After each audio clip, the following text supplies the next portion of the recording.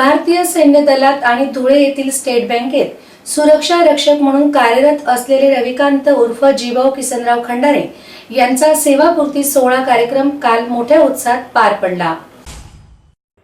भारतीय सैन्य दलात तसेच भारतीय स्टेट बँकेच्या सुरक्षा सेवेत जवळपास 40 वर्षे अखंड निष्ठावान व शिस्तबद्ध सेवा बजावलेले रविकांत उर्फ जीभाऊ किसनराव खंडारे यांच्या सेवानिवृत्तीचा सन्मान सोहळा 29 नोव्हेंबर 2025 रोजी धुळे येथील स्टेट बँक मुख्य शाखेत उत्साहात पार पडला।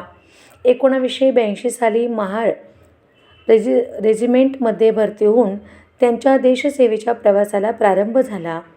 जम्मू काश्मीर, लेह लडाखसारख्या सर्वात कठीण सीमा क्षेत्रात त्यांनी देशरक्षणाचे धैर्यशील कार्य बजावले। 2000 मध्ये सैन्यातून सेवानिवृत्ती घेतल्यानंतरही देशसेवेची धग कायम ठेवत त्यांनी भारतीय स्टेट बँकेच्या सुरक्षा विभागात प्रवेश केला। विविध ठिकाणी बदली होत शेवटी धुळे शाखेतून त्यांनी वयोमानानुसार सेवा पूर्ण केली। सैन्यात भरती होण्यास कुटुंबियांचा विरोध असताना त्यांच्या ज्येष्ठ बंधू व धुळे शहरातील ज्येष्ठ समाजसेवक प्रभाकर दादा खंडारे यांनी दिलेली परवानगीच त्यांच्या उज्ज्वल सेवा प्रवासाची पहिली प्रेरणा ठरली।